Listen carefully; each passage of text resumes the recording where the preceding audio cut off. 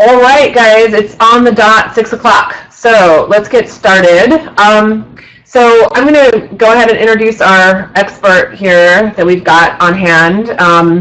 So his name is Tim Resnik, and he works for Moz.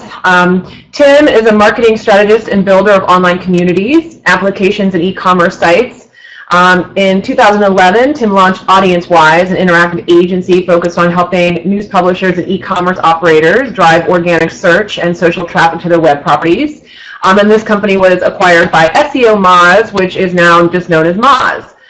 Some of Tim's specialties include inbound marketing, social and SEO, web development, marketing strategy, Google Analytics, and online content strategy. So we're super happy to have you here, Tim. Thank you so much for taking the time to share your knowledge with us. So the way this typically works, you guys know I'm going to have some starter questions that I'm going to kind of kick things off with, and hopefully that'll get the discussion rolling, and you guys can jump in with questions anytime, and I'll try to get to all the questions. Hopefully you guys will have some good ones for Tim. So I think the first question, Tim, I want to ask you, let's stepping back and going big for a moment and thinking about kind of overall digital marketing strategy when it comes to small businesses. So what could you kind of just give us your insights around some of the best tips or insights for effective overall digital marketing strategy for small business?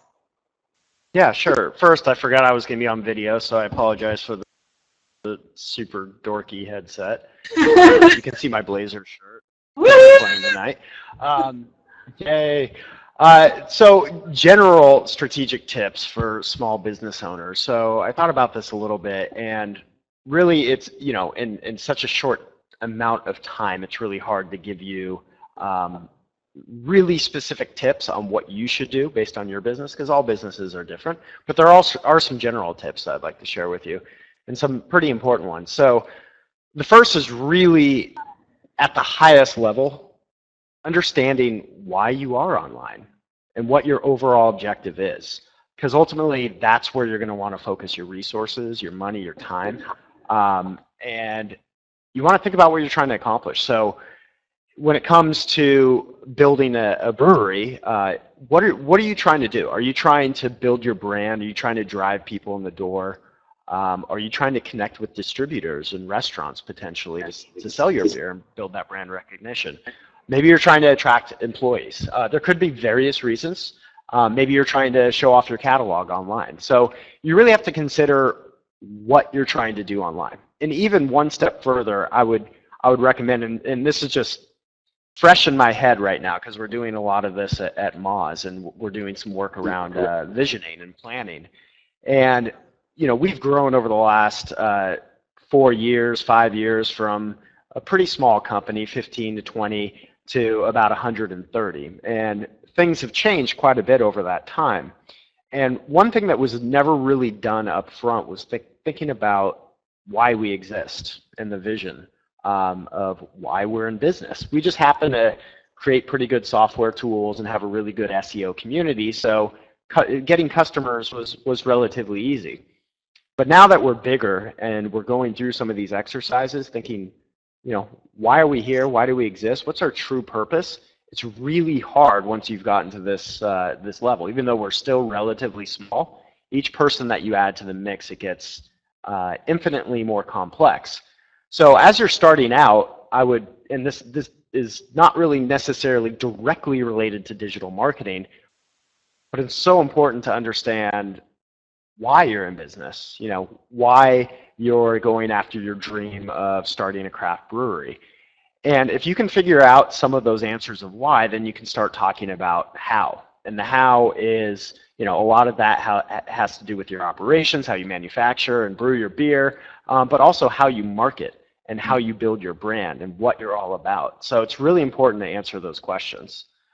Getting a little more tactical, you have to think about who you're targeting. So getting back to, are you trying to establish your brand? Are you trying to connect with distributors? Are you trying to connect with actually people who are coming in your restaurant?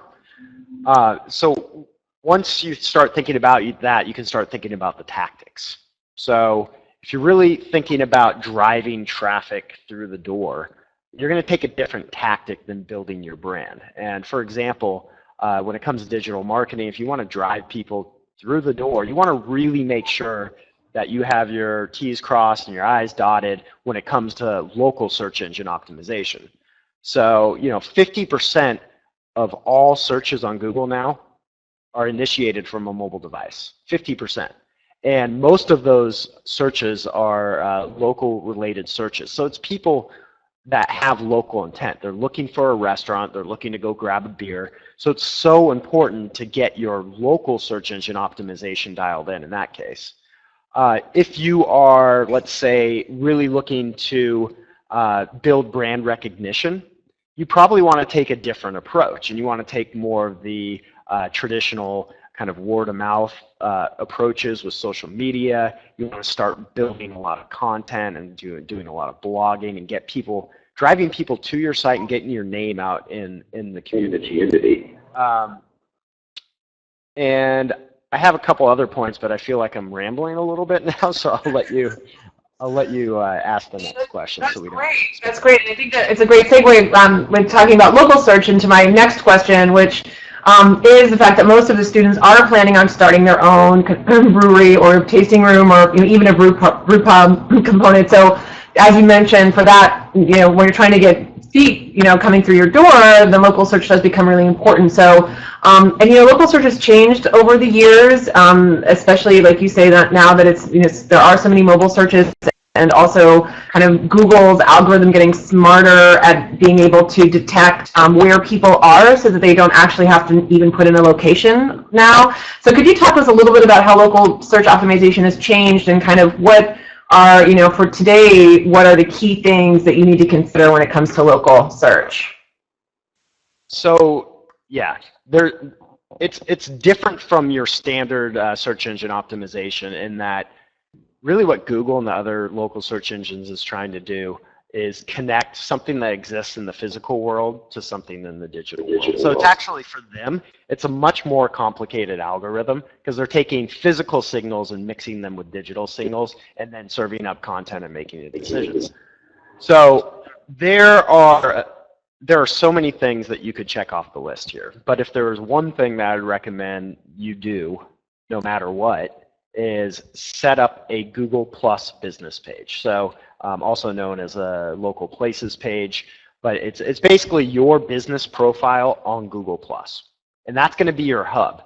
And then you can build everything off of that. The next step would be to make sure on your web page you have a really, really strong location page and location signals.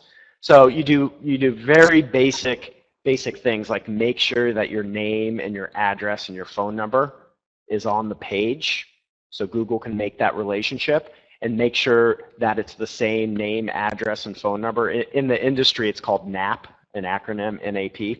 Make sure that information is exactly the same as it is on Google+. And then also make sure that information on your web page is in text, in just plain HTML text. It's not in an image, it's not in JavaScript, it's not, in some sort of really fancy Flash presentation, but it's just good old plain text. Because if you think about it, Google is crawling the web. They're looking for signals. They're looking for information, what they call citations for local. And a citation is really a mention of your name, address, and phone number. And they want to be able to sniff that out, and they have to be able to read that, first of all. So it has to be in HTML. Sorry, my computer just went to sleep. I hope And then, second of all, they need to relate that back to the information they have, so they can have strong confidence that you are who you say you are online. And that starts building Google's trust in you and your credibility for whatever topic you're trying to rank for. And in this case, you're probably trying to rank for something that has to do with beer. Outside of that, so number one is making sure you have your Google Places page. Number two is making sure that you have really, really strong signals on your web page specifically, and all the business name and everything matches. And number three would be to start going through the other local search engines and online directories, like Yelp, Bing, Yahoo, City Search, and making sure your information exists there, and making sure your information there is consistent as well. Specifically, your name, your address, and your phone number. That is the kind of basis of all local search.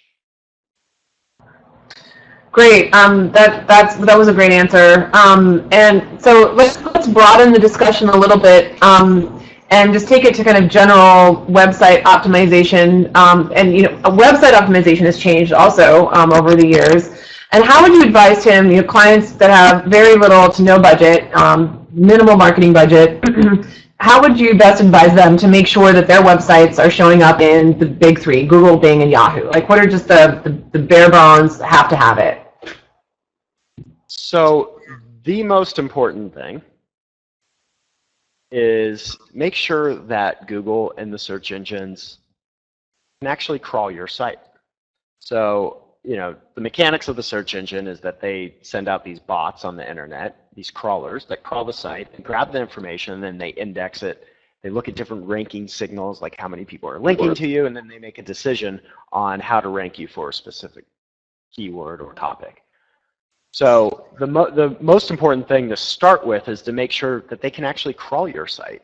And I could go in a very long discussion about technical SEO and back-end SEO, but I'd probably bore everyone to tears. There's some very simple ways to start, and that is to first make sure you are running your site on a common platform that is very search-friendly. And for that, I would recommend WordPress. Few years ago, I think it was, or maybe it was about a year ago, Matt Cutts, who's the head of the spam team at Google, who has a ton of influence. He's been around Google since, I think, 2000. He said that if you use WordPress from the perspective of being well optimized for the actual crawlers, those spiders to crawl your site, that you're pretty much 80 to 90% there. That doesn't mean you're going to be relevant for certain rankings. All that means is Google's going to be able to understand how to crawl your site. They're not going to get caught up in these loops of duplicate content or these loops of empty pages that are broken, because WordPress is a solid platform that makes a lot of sense to the search engines. So that would be step number one in terms of making sure that you even have a shot at ranking. And step number two would be to create stuff that people care about. And that's an equally as important step. So A, Google has to be able to find it. B, they have to think it's worthy enough to list in their rankings when someone does a search. So the way you do that is, again, this isn't something that can just be covered in 2 minutes, but it's about really creating great content. And fortunately, the topics that you guys are covering, assuming that you're starting a beer business, is a pretty interesting topic, and it's a pretty popular topic. And there's a lot of different diverse ways that you can go with creating content in terms of, taste profiles, reviewing other breweries, reviewing beers from across the country, across the world. There's a lot of different ideas that you can do there, and there's also a lot of what's known as forgive me if you already know these terms, I don't know how much everyone knows about SEO, but there's a lot of long tail search opportunities. So long tail are the terms that are searched on rarely, but you can potentially rank for a lot of different search terms, right? So you end up getting traffic for a lot of different terms rather than a lot of traffic from a single term. And I believe, although I haven't written a lot of content in the beer world, I believe there's probably people searching for things like best IPAs in Oregon. And there's probably, not a ton of competition.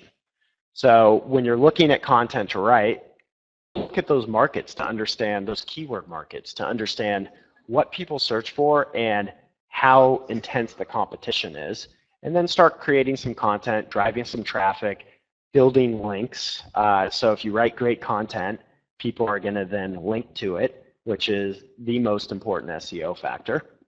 And then you're off and running, and just build from that really strong foundation, and don't try to do too much at first, because you don't have necessarily resources. You're not going to go out, I'm guessing, and hire an SEO agency. And if you do, I I would just hesitate to recommend that. I would say try to learn it yourself first, or at least some of it, so you know what you're asking for. Because there's a lot of SEO agencies out there that are kind of, snake oil salesmen that are going to tell you they're going to give you #1 rankings, and you're just never going to get that, or they're going to do things that actually hurt you.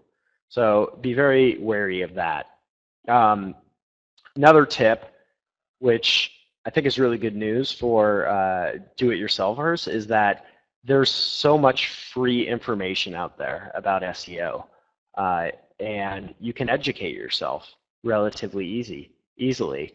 Our site has a free blog that has had a ton of content on there for the last 8 years. So there's everything from the basics to very advanced information. There's sites like Search Engine Land, which is a really good one, SEO Book. You can go check out the Google Webmaster Forums. That's where webmasters will go and ask questions to Googlers about SEO, and so you can get little tidbits in there about how to do SEO. But it's not something you're going to necessarily learn how to do overnight. But there's so much support, and there's a huge community out there of SEOs and a ton of content that you can do this yourself if you have the time and you have the focus and passion for it. Great, Tim. So we're getting some great questions here from Eric. So he's asking about a sitemap. So I would say yes to having a sitemap, and Tim, I'll let you expand upon that. What's the question? Sorry. He's asking about us having a sitemap, and I'm assuming it's, do you recommend having a sitemap, or maybe even how do you build one? Yeah, so what's more important than just your standard HTML sitemap is having an XML sitemap. And the difference is that the XML sitemap is machine readable in a very specific format. And so we always told our clients, make sure to develop your XML sitemap in kind of the standard format and have it be really clear so that the engines know where to go to get the information. And then secondarily, have an HTML sitemap. That's not only good for the engines, but also potentially could be good for the users as well. And for XML sitemaps, once you set up your site, what you want to do is connect it to what's called Google Webmaster Tools. And that's a fairly easy process. You can figure out how to do it by searching. And then you can upload your XML sitemap to Google Webmaster Tools and tell them where it's located. Right, and I'll just add to that that if you are using WordPress, there are several really great plugins that make that process really seamless and easy. And if you're doing WordPress and you have a blog or you're adding new content, the plugin will actually go ahead and send that updated sitemap to Google Webmaster Tools automatically. So I highly recommend you get the Webmaster Tools sitemap plugin. And it'll also do the Google the .gz Google zipped file as well, which can also help things too. It's sort of Google's little version of the XML sitemap. So it'll do both of those things really easily, and it's free, of course, because it's WordPress. Cool. So the other question here is, how about other CMS platforms like Joomla? I'm not a big fan, I'll say. I'm a WordPress girl, and I always recommend WordPress, and there are very few reasons why I advise my clients to not go with something other than WordPress. But Tim, I'll let you weigh in. Yeah, I agree. I mean, the community for WordPress is so much bigger. There's so many more plugins, so much more support. The only reason to ever go with a different CMS is that if there's some sort of flexibility in terms of something you want to program on there, or you have a specific web developer that would prefer to use a different platform, I guess. But I mean, in very rare cases would I not go with WordPress. I'd say get a different developer in that case. I mean, like, get someone else. Yeah. No, I agree. Or if you're a developer and that's all you know, but that's doubtful. Right. Great. That's all you know. So here's a question. This is good. So does the age of your domain name still have weight with Google ranking? It used to be older domains had more weight than newer ones and more authority. Is that still true, Tim? It is. It doesn't carry as much weight as it used to, but it's still a trust signal, right? So Google's looking at 800, 1,000. No one knows the real number. Different signals for a particular page and website or domain, and one of them is the age of the domain. They're not super comfortable always with with new domains that all of a sudden get millions of links to them, and they a lot of times will question those domains and either look at them and manually penalize them, or just turn down the volume or turn down the page rank and not send a lot of traffic to them. So it is still important, but I mean, we're splitting hairs if it's a domain that's 5 years versus 6 years. They particularly don't like brand spanking new domains. Right. Okay, here's a question from Brian Burke. Can you cap spend on a CPC campaign, i.e. if I want to spend $5,000, but for some reason I end up getting way more clicks than I ever anticipated, can I have Google drop my ad at the 5K mark so I don't get a 10K bill? Good question. Yes. Tim? Yes, that's a quick answer. Yes, you can, Brian. Absolutely. Cool. We have another question from another Brian here, Brian Johnson. When we're initially launching our sites, we will naturally very low number of inbound links. So there's some techniques you can recommend to help us build up this inbound link presence. Is it enough to just focus our attention on building great content? Wow, that's a really big question and a good question. And I have so many clients, Brian, that are struggling with inbound links right now. So Tim, I'll let you talk a little bit more about that. Yeah. So it's a big hot topic right now, links, because Google is cracking down on unnatural links. What they are trying to prevent are sites that are going out and buying links or trading links and, gaming the algorithm.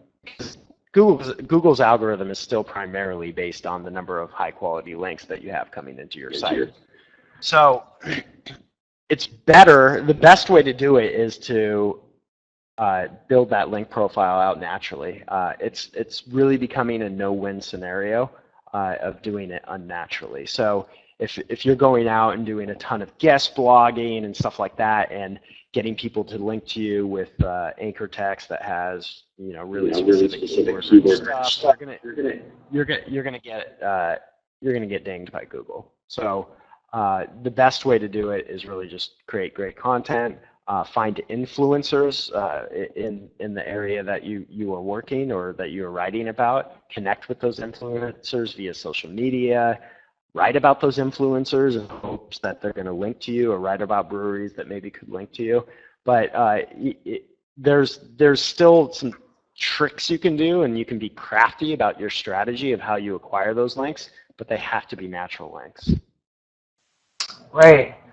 Yeah. I second all of that. It's definitely, it's been a big, I've had clients that are still recovering from penalties that they, that they got levied against them because of unnatural link building. So it really is about good content, and no one likes that. It's not the easy answer. One thing you can do that might help, if there are associations you can join, if there are certain associations that, you can join, sometimes that can be kind of a good inbound link from their website. But really, it is about getting great content. And I think that suggestion, Tim, of being able to, talking about influencers, and even sometimes talking about competitors, or just not being. I think I would say my strategy is to be generous. I think some people are nervous or worried about blogging or talking about other people in the industry, but I think in this day and age of content, I would go the other way and just be very generous and talk about these people on your blog, and because people will link back to that, and it's interesting content rather than just link to them as well. Right, yeah. So if you're referencing their brand, go ahead and link to them in a natural way. Again, Google doesn't like unnatural outbound links from your site, but someone who receives a link is much more likely than to engage with your brand and potentially link back to you. Yeah. So Pat's asking, so come out with the tricks. There aren't any. Really, you shouldn't be. There still are some. I'll give you one just for fun. So you can, one way to do it, and this is kind of a pain in the butt, but you can look, well, I'll give you two different tricks, and they're kind of related. You can use a tool like what we have, and I'm not selling our tool here, it's just we happen to have a tool that does this, but we've built basically a link graph of the web to see who links to who, because it's so important for Google. And so you could actually go in and look at your competitors in the area and see who's linking to them, and then look at the specific links and see if there's any broken links in there. 404 links. And if there's broken links in there, you can go and contact the person who linked to them and say, hey, I notice you do have a broken link here, and especially if it's a piece of content that you have a piece of content that relates to that, you can say, I have a piece of content that's not broken, would you mind linking to it? So that's kind of a little trick of the trade. The other one that's related to that is... I haven't heard of that one. That's a good one. Look for keywords, keywords that you really want to rank for, and this is kind of a pain, but can be effective. Look for keywords that you want to rank for, and go through the search results, especially the higher ranking search results, and see if there's anything in there that is either like a dead page or a dead link, and see who's linking to that page specifically using a tool like OpenSite Explorer or a tool that is a link graph. So you can seed that by looking for either irrelevant content in the SERP or broken content, SERP being the search engine result page in the search result, and then try to loop back around and contact the people who are linking to them. So similar type of concept, a little different methodology.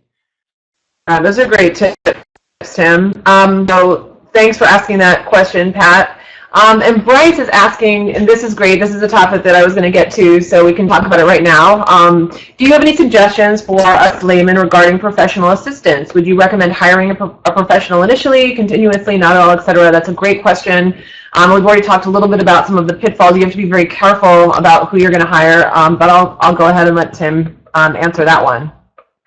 Yeah, ideally, if you can hire, someone locally that you can meet face-to-face, that's not from a big, that's not from an agency trying to sell you a package, but maybe like an independent contractor who is just a little scrappier and looking to get, a few contracts here and there, a little bit of work, and that you trust. I would say that's the best way to go about it, because otherwise what happens is you go one of two routes. Either you pay a ton of money because SEO is still really expensive to get good at SEO, and you're paying a retainer of a couple $1,000s a month, which starting a business is not really realistic. You need to spend that money elsewhere. Or you can go the route of finding a offshore or kind of fly-by-night agency that's still charging you a decent amount of money, $200, $300 a month. And they're still doing the SEO tactics from 2004 and putting a bunch of links in blogs and links in forums. And you'll get penalized for it. So neither of those options are great. So again, what I'd recommend, either doing it yourself or building a relationship with someone that you can actually meet in person, and or if you have a friend that is in the business or is just kind of a lot of people who are just learning, which can be a little dangerous, of course, but are willing to take projects on for less money, and sometimes are even extra motivated to do a good job. But you got to find the right person. Yeah, I totally second that. And there are some people that would probably even do trade, right? So you could probably trade in beer for some of these students that may have just completed, say, like the digital marketing strategy program that I teach in. They're extremely motivated professionals, and they are eager to get hands-on experience. So sometimes that can be a really good way to go. Like they've got the latest information at their fingertips.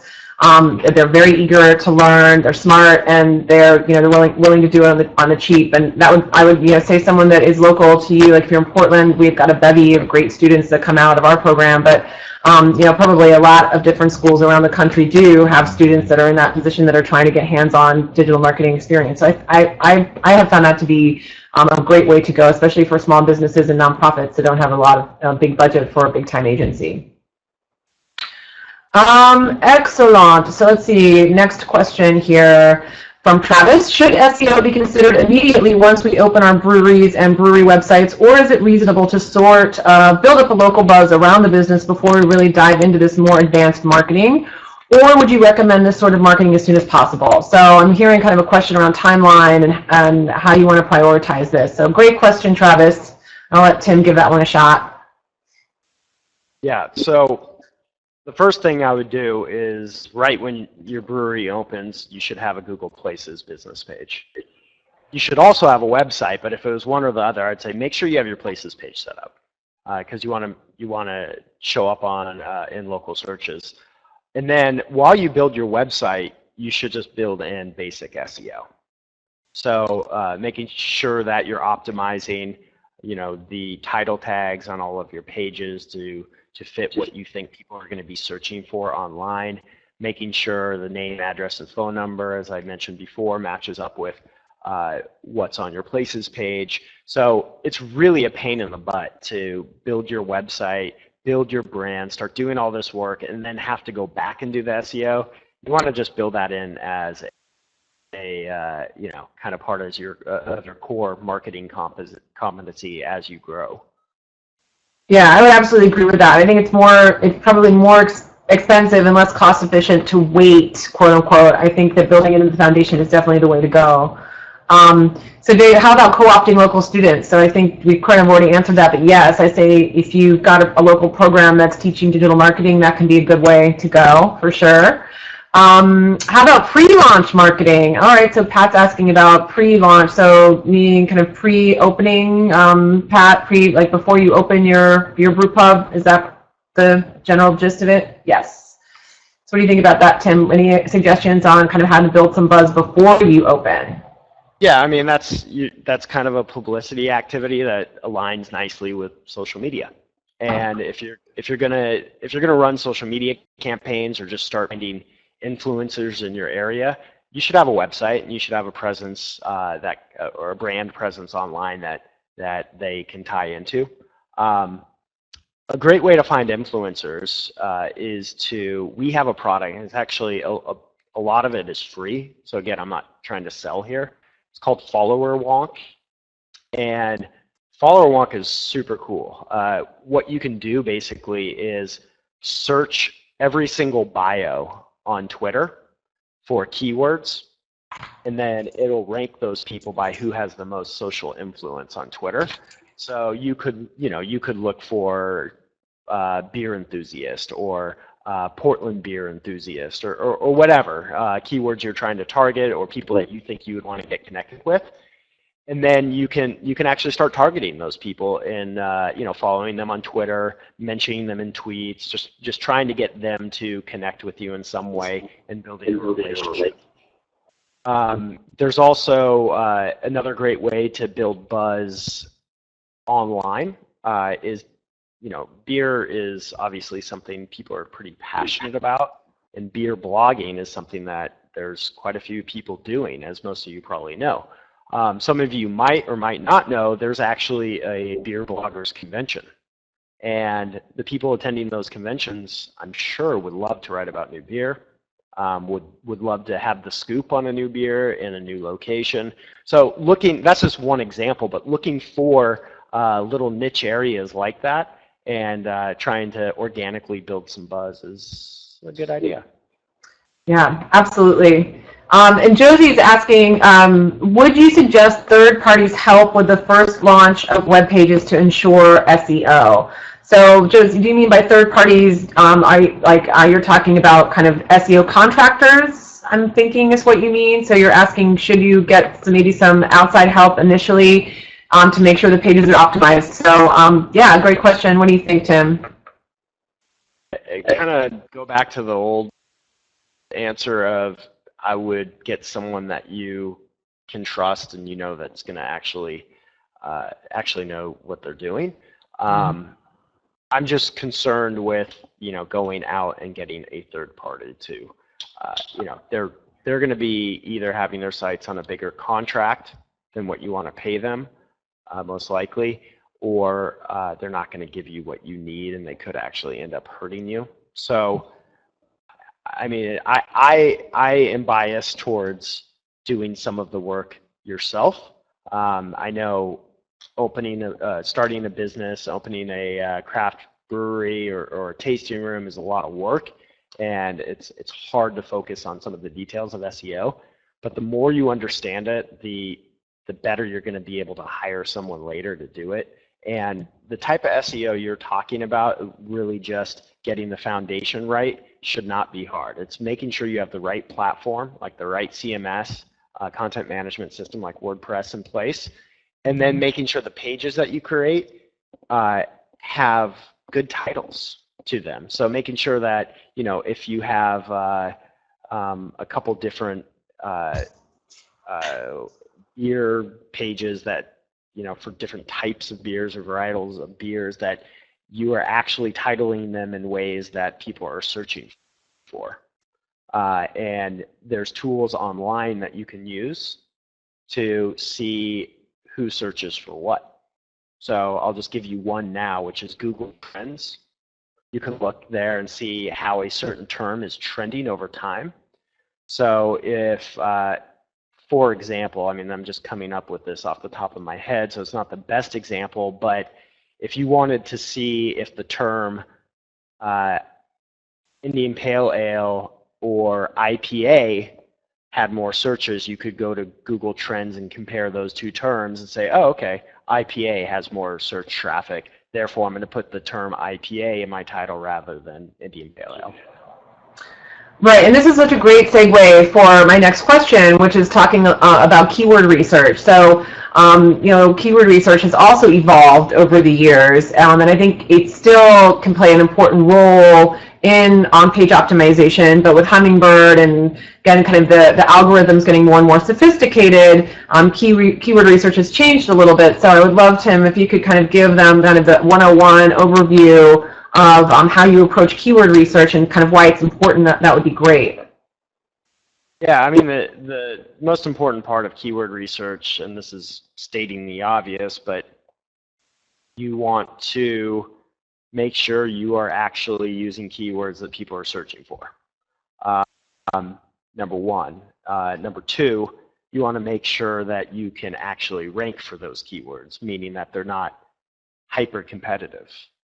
So the way to do number one is to use tools such as Google Trends, use tools like Google AdWord Planner, which is, you know, or Keyword Planner, which is the tool for AdWords, which they need to provide that information to people buying pay-per-click ads, but you can also use that to your advantage as a organic search marketer to see how many searches a particular term has. So really, there's a lot of different tools you can use, but I would say those two tools are what I use 90% of the time. And then everything else is getting into some of the detail. And then on the other side of competitive research, there's paid tools where you can analyze search results pages to see how strong some of the competitors are within that search results page. Our company has one, Moz. There's a few other out there, but you can also just install our toolbar, which is free, and there's other toolbars that do this as well. But you install our toolbar, and there's an overlay that goes on the search page that tells you the relative strength of each of the results.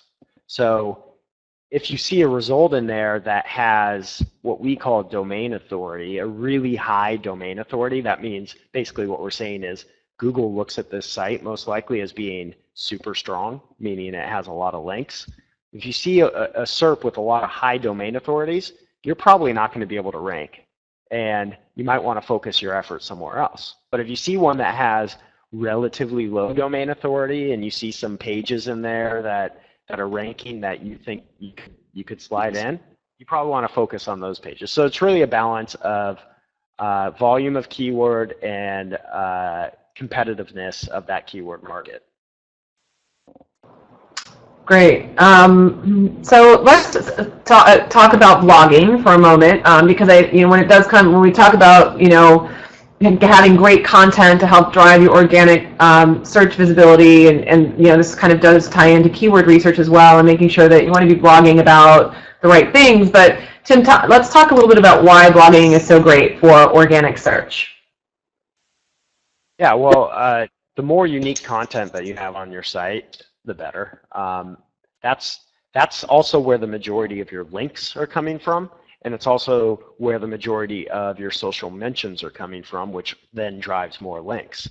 So if you just have a static page with, you know, your address on it, and you have a couple pages that go deeper with your menu and a list of your beers, who's really going to link to that, right? It's more of a brochure, and it's useful. People want to read that who are coming to your restaurant and making a decision if they want to come or not. But when it comes to actually getting links, you're not really going to get links unless you're putting something out there that people are really interested in, and people want to share, and people want to reference. So that's what a blog can do for you. And it's not necessarily just about blogging. It's about, you know, getting out there in ways with unique content. So it could potentially be a video and tasting or showing individuals how to brew something. I don't know exactly, but there's many ways that you can do it outside of your standard write 500 words and blog. But having that unique content and creating kind of a corpus of content for your site is critical if you ever want to get true organic traffic to your site. Great, and we have some folks are asking for some additional resources, and I just do want to, I mean, Moz is my go-to. They were SEO Moz, and now becoming so for years, you guys, they honestly provide the best free resources on this stuff. Rand Fishkin, who writes for them, is really kind of he's just an industry luminary. So I really do recommend that as the go-to. I trust everything that's on Moz.com. I don't trust a lot of other sites, to be honest. But Tim, do you have other kind of blogs or websites that could help provide additional resources around this to the students? Yeah, here's a bunch of people to follow on Twitter. Yep, there we go. So those are kind of industry leaders in different subjects. Matt Cutts is who I mentioned before. He's the head of spam for Google, and SEOs really follow every single word that he says ever. So sometimes he will misdirect, but he does also have some interesting things that he says. Did you already say Search Engine Land? That's another one that's great. Oh, no. I think that's Search Engine Land. That's what I meant. Sorry, not Search Marketing Land. Yeah. Sorry, guys. You're right. Yeah, there we go. If you're like super dorky and wonky and you want to get into like the grit of where Google's going and where Bing's going, I like SEO by the Sea, and it's SEA.com, and it's just one guy that he analyzes all the patent filings of Google, and that somewhat informs us of what's becoming more important in their algorithm. But again, it's pretty dorky and wonky, but good stuff. What else? SEO book. This is kind of a classic. Great place to go for a lot of beginners resources. Specifically on Moz, check out, I'll go grab the link real quick. It is the Beginner's Guide to SEO. Yeah, I think I referenced that in my lecture, Tim. Okay, should I put it in here? Go ahead and put it in. It doesn't hurt to have them have it again, but yeah, it's a great resource. And then we also just did a Beginner's Guide to Social.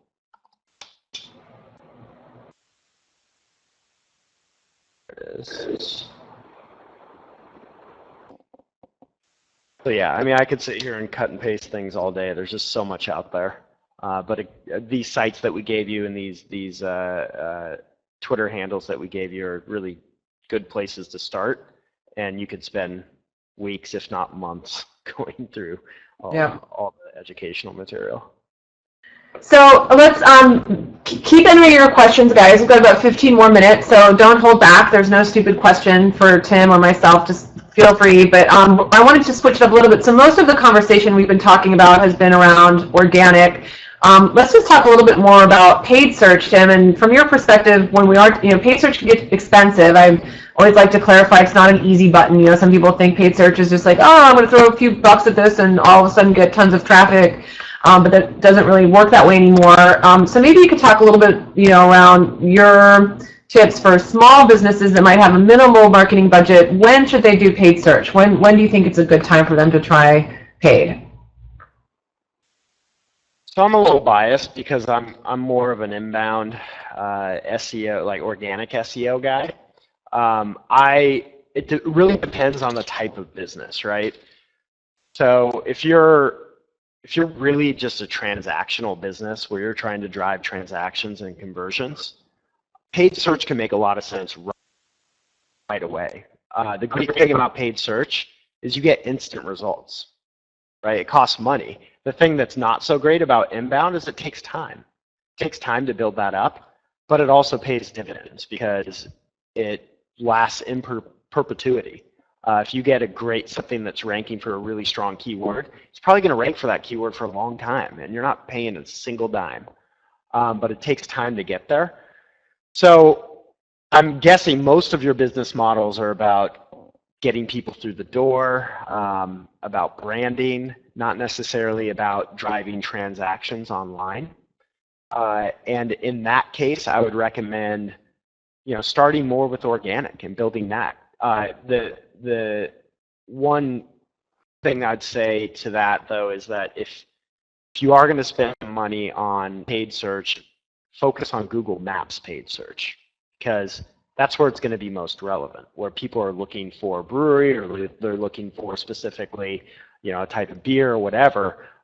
You would rather get that paid search ad coming up as a pin on the map than you would next to your standard 10 blue links on a search page. Yeah, that's great advice.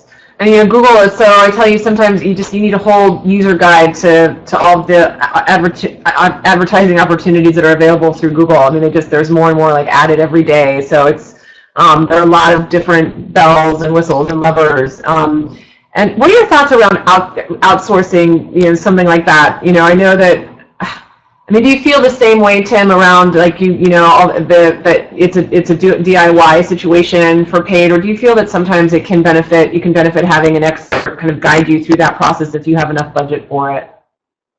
Yeah, so again, it's the budget, and it's also a lot of these paid search guys or gals set it up in a way that their business model is based on a percentage of what you spend. And so they really don't want to work with you unless you're spending $10,000, $15,000, $20,000 a month, sometimes even more for the bigger agencies. You can find search marketers that will help you for a fee, but it's usually not the case. It is something that if you're going to do and you're going to focus your energies and you're going to be spending good money on it, that you should probably try yourself. And the great news is that to do it yourself, you don't have to spend thousands of dollars. You can set your budget at $100 a month and just play around and see what happens. There's not it's not like buying a television ad or something where there's this huge commitment and sunk cost. It's very flexible. They have, Google obviously wants small businesses to buy ads. So they provide you support. They'll provide you a real-life representative to help you through the process, and then they provide you hundreds of hours of free training videos and how to do it and how to optimize it. They want you to be good at this. They would prefer you be really good at this than at organic search. So they're going to help you get there if it's something that you're interested in. Right. Yeah. I will say that they provide a lot of bells and whistles and levers, but they provide the best online tutorials around paid search ever. If you want it, anything, just go to Google and they will have a video telling you exactly how to do it in the best, most intuitive way.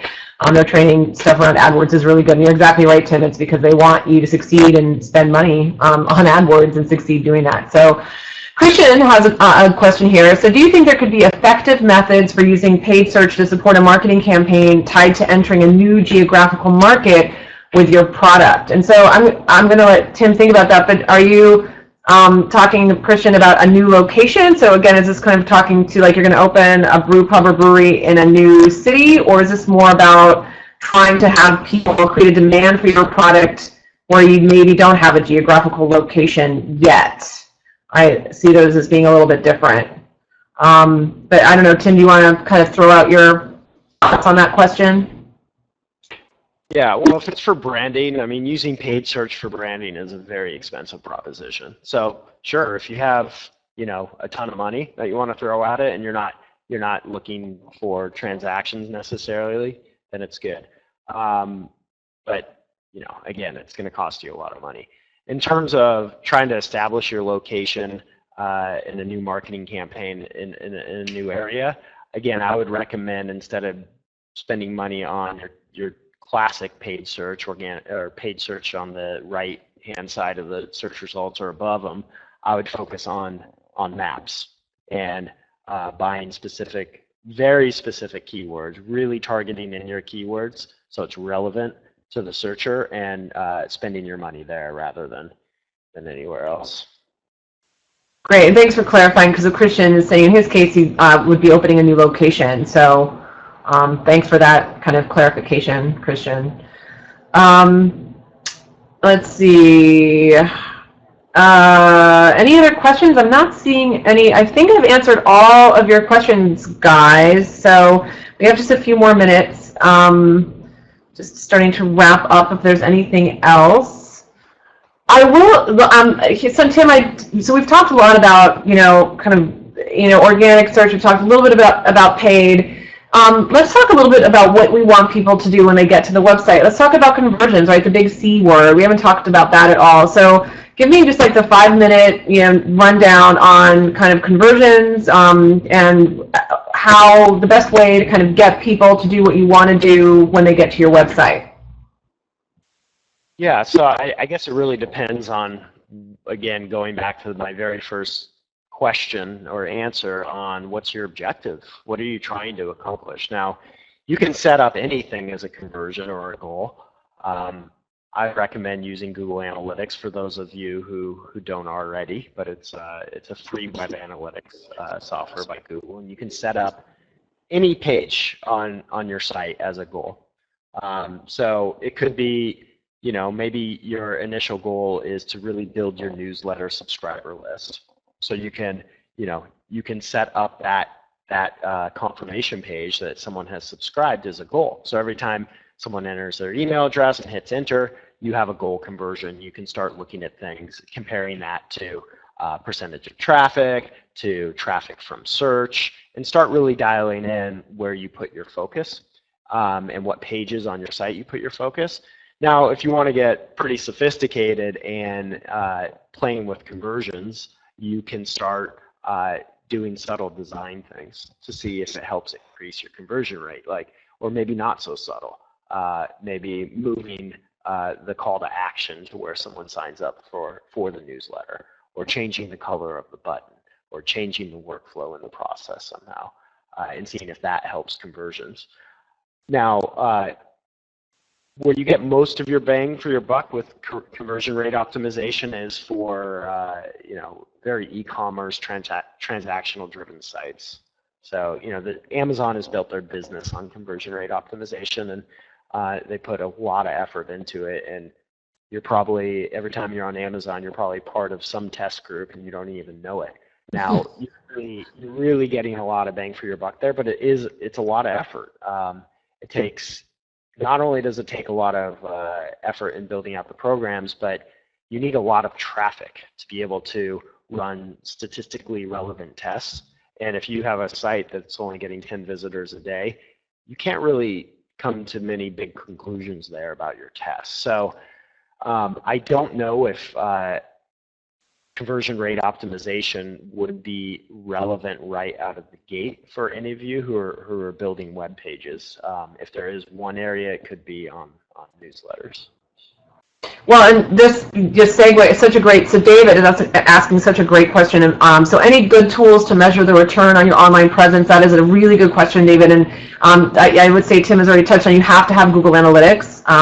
That's like industry standard. All my clients have it. I recommend everyone get it. It's free. And it'll definitely give you some insight. But I think that there are a multitude of other tools. So Tim, why don't you take a stab? Tools to measure the return on your online presence. That's a whole nother hour we could go talking about that. Yeah, so Google Analytics, I mean, it is a universe within itself, and the power that that software has. And there's a lot of different things that you can do with it, and you can get entirely lost. You can open Google Analytics and never want to open it again because it is fairly intimidating. I mean, that's just where to start. If you're doing if you're working on a shoestring and a lower budget, and even if you're not, I mean, we use it at Moz. So I wouldn't worry about too many other tools at this point to measure return. I mean, you can use some of the built-in tools that are in social media networks, you know, like Facebook Insights is a great one that you want to use. That's part of Facebook. So when you set up your page, you'll actually see a lot of the statistics of how many likes you're getting and all that.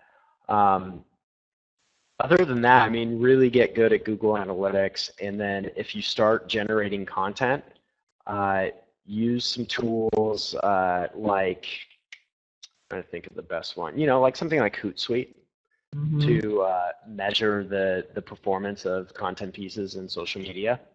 Yeah. But I mean, you can also do some of that in Google Analytics to see where the referrals are coming from. But again, I agree with Lisa that Google Analytics is key to it all.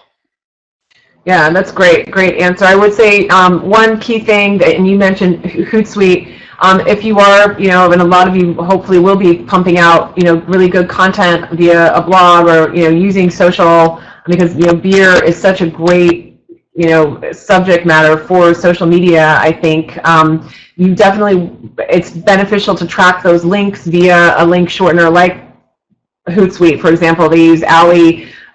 So if you are sending out your tweets through Hootsuite, then they have their own analytics that can tell you exactly like how many people are clicking on the links that you're sending out, and that doesn't come into Google Analytics. That's one thing. So if someone is you know, clicking, is on, like, you know, on a Hootsuite or on some sort of third party seeing a tweet and they click on a link, that doesn't necessarily transfer into the referral traffic in Google Analytics. And I'm getting a little bit technical now, but anyway, it's good insight to see how successful your content is, to track those links using a link shortener and then having that analytics. And I think Hootsuite is the best one. It's very low cost. It does all of this for you.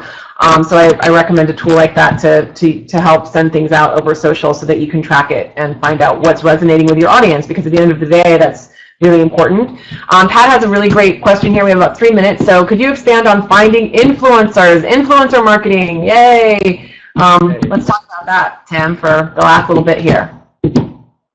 Yeah, so the tool that I recommended, Follower Wonk, is a great tool. Another one is called Little Bird, and they are actually in Portland. So we always like to give the shout out to the Portland companies. But the concept there is that you want to find people who are extremely influential in the domain that you are trying to gain influence in. So, you know, if there's someone who specifically tweets about, blogs about, whatever, IPAs, it's my favorite example today, I guess, you would want to try to make a connection with that person. So one little trick of the trade for the news publishers that I've worked for in the past is using a tool like Follower Wonk, finding someone who's really influential in, let's say, one of the examples that we use, we worked with the Portland Business Journal, and they have like an environmental site that they run on the side. And so we looked for all the people who were really strong influencers in environmental sciences and actually had them mention some of these people in the article that they wrote and they published online, and then engage with them on Twitter. Or another way to do it is use them as a source for your article. So get information from them, and maybe, you know, maybe they own a restaurant, maybe they own something that is relevant to what you're doing with your beer, and you can say, hey, I'm writing this article about, you know, great beer pairings, and you own this restaurant that pairs well with my beer. I just want to get a quote from you. And then you can quote them in the article and even like tweet at them after the article comes out and mention them. Hey, you know, I ended up quoting you in this article, whatever, and then you're much more likely to A, get them to retweet you, and B, get them to link to that article. So it's a little trick you can use to stroke someone's ego and at the same time build a relationship and get great information and kind of cross-pollinate content with someone else in the industry. Yeah, vanity dating, I call it, we call it, people call it, but yes, and that's a great tip, and it's one I think that's often overlooked, you know, but it's pretty easy, right, and yeah, everybody, you know, I love it when people ask to quote me or ask me, you know, I love to help people, and I think a lot of these people that are passionate about beer or passionate about that industry are eager to share that knowledge. That's why they do it. So by you kind of enabling them to share that knowledge, they're going to like that and they're going to respond to that. All right. Well, hey, we just have hit our hour, you guys. I want to thank all of you that were here, and thank you for the wonderful questions.